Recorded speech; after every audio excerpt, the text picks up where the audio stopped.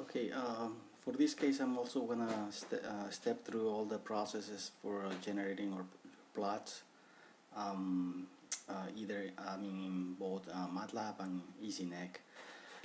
So this is the description of the problem. So they have 4 components in here. Um, in this case, it's much simpler compared to the dual dipole. In the case, just in the case that we don't have to modify, we can just straightforward enter the geometry in MATLAB and in EasyNet. It's gonna be the same, just because of the case that we don't have a ground plane in this case. So we have the geometry, so we can enter our geometry. We know the currents, or phases, or currents, and this is the we'll calculate the phases. That's what the problem asks us. Calculate the phases. So let me go through again the same case as I did for the dual dipole. So we had the reflector here, and we know that the frequency is at 600 megahertz. Lambda is gonna be 0.5 meters. So we got the currents for the reflector, the driver, and the directors. And we know we have if we add all these currents, we can calculate the array factor by adding all these currents. And using we have the distances between from the origin. So it's for R1, R2, R3, R4, R5, R6, and 7. We had that. So this is the equation that I'm trying to generate by having all these. So in this case, the problem says that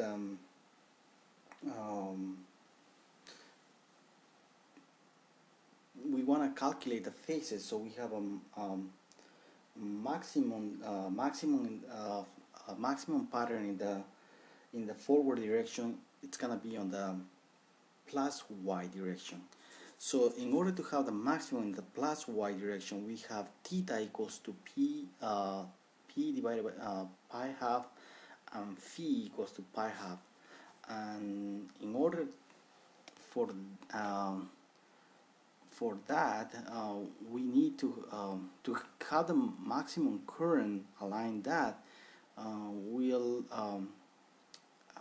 need to require that the value of psi is equal to 0. So in order to have a peak on that area, and we have the angles to be that theta equals pi half and phi equals pi half. So if we step through all of the values, so phi has to be equal to 0 in order to have a maximum on that on the y-axis, and the y-axis it's equal to theta equals to pi half and phi equals to pi half. So if we calculate, we enter that and we set up these equations, we end up with the phases for each of the elements of the Yagi Uda. So this is for the reflector, this is for the driven element, and this is for the directors. Okay, so this is the problem asked us in the first place. Okay,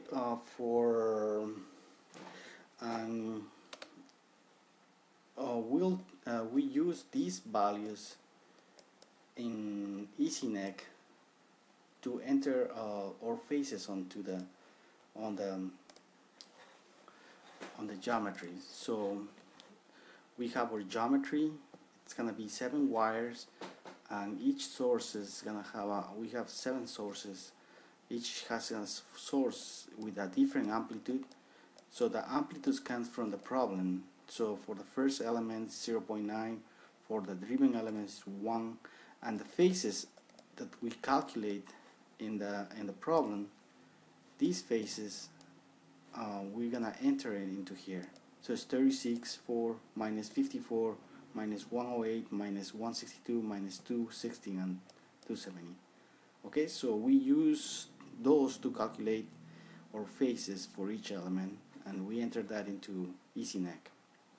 And as you can see, the peak pattern is gonna be on the Z direction. Okay. All right. So we got the sources. So we have our geometry and we have our calculation or simulation done. So we can calculate our gain. We can calculate our beam width, which is 110, 3 dB beam width. Okay, so let's keep going. So for the first case, it asks us the peak forward, which is in the plus y. So it asks us to calculate the values, and it asks us for a ratio of two values, the peak forward and peak backwards. So if we look at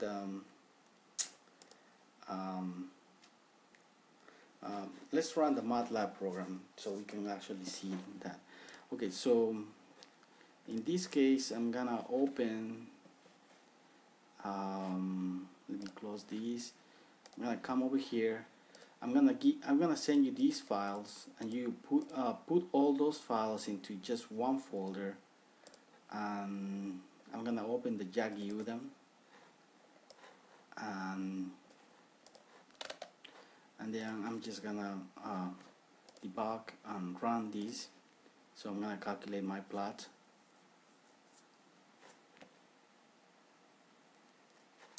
Okay, so let me describe these plots. So the first plot is it's telling us to calculate the E plane and the H plane.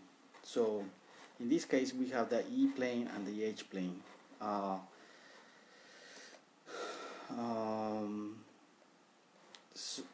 Okay, so that's what we need to calculate. So that's part B. So from so the equation that we enter in MATLAB, it's gonna be this last equation right here. So this is the equation that we enter in MATLAB. 0.9 e to the j, 0.2 pi, etc., etc., etc. So that's the equation that we generate finally in MATLAB, and that's being written here. If you notice here, so for the E field, we know that theta is equal to 90, and for the H plane, theta is equal to phi is equal to 90. So we have all these derivations. If you replace those, you'll end up with those values. So for the E field, we enter all these equations right here, and we add those individually. So for example, let's take for example this one, but this is not a complete one. So it's this is not the final one.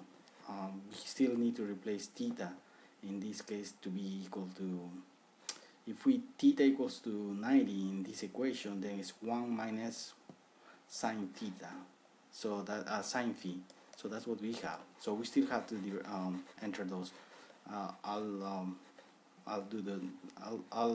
send you this file with the final versions. So these are all our equations. So we add them up, and then we just plot that in polar coordinates. The same thing with the H field. In the H field, theta is gonna be 90. So this is the H field, and that's basically it. Okay, and also the problem part D, it asks us to calculate the directivity and the directivity it's calculated in this line right here. So it gives us dB values, and that values is gonna be on MATLAB. So directivity dimensional is 5.2 and 7.17 dBs. And if we look at the results from EasyNEC, we could see pretty, if not exactly the same, but it's very close, 7.41, 7.41. So it's close enough. The thing that I want to mention here is that EasyNEC, the plots. So we're gonna see the plots in here. So in this case, this is the this plot right here. Okay. So it's not quite the same because in this case we were using there's many other factors that influences into the results for EasyNEC, and MATLAB doesn't take into account those parameters. But EasyNEC does. So this is the more realistic results that you're gonna be getting.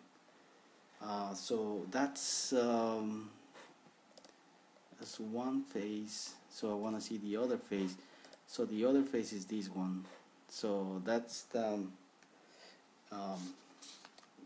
E plane. This is the E plane and the H plane. Okay. So that's the result for the EasyNEC. So other things that you can get from these from EasyNEC, it's that you could also run some of PSWR plots. So you just so SWR, we can go from 400 megahertz to 700 or 800 megahertz.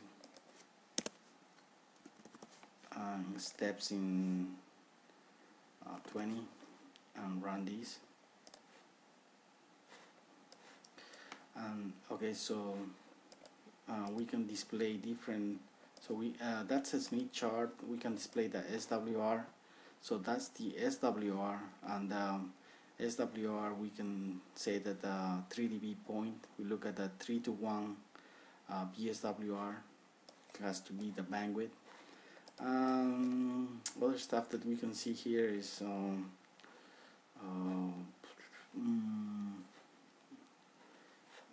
change these to Smith chart and look at those values. Okay, so let's continue with the problem. So that's what we have so far. Parse.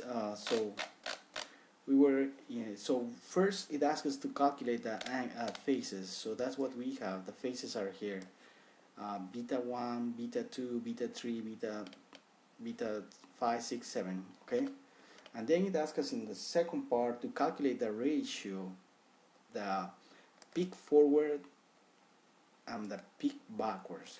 So in MATLAB, what we actually it's asking us is to calculate the peak forward, which is right here, and the peak backwards. We want to calculate the ratio of that, and that's if we enter those values into the equation that we have, we end up with something like this. For the A forward, we're gonna end up with 5.2, and the AF backwards is gonna be 0.6. So another thing I want to mention, I forgot to tell you, since this element, the element it's along the y direction,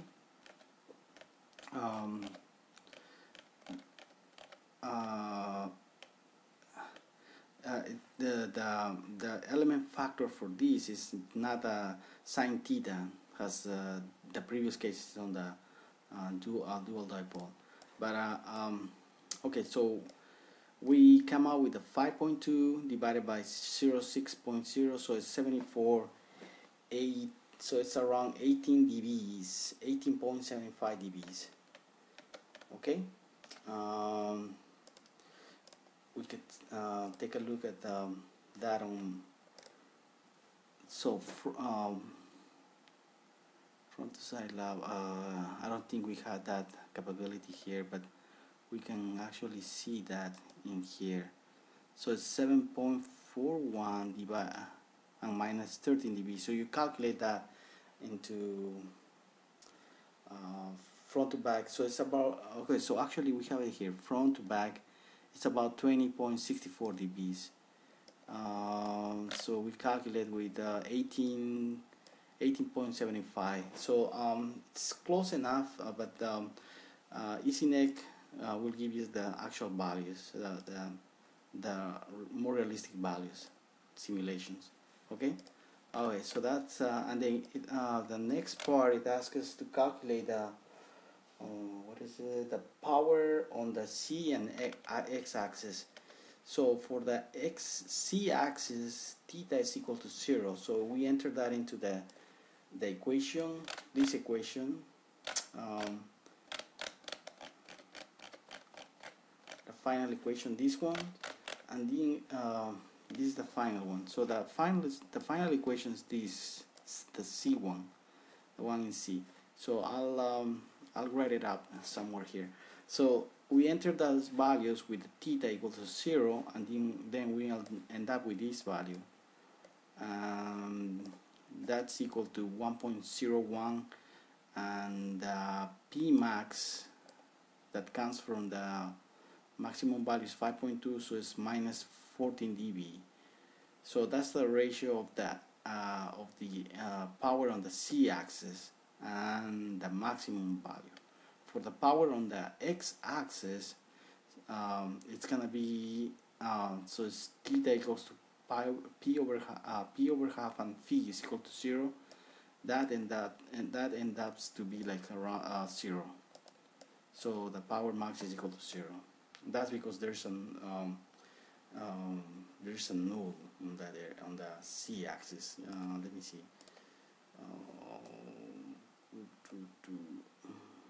On the X axis. So right there, there's a null, which is like a very close to 0 value, or really close.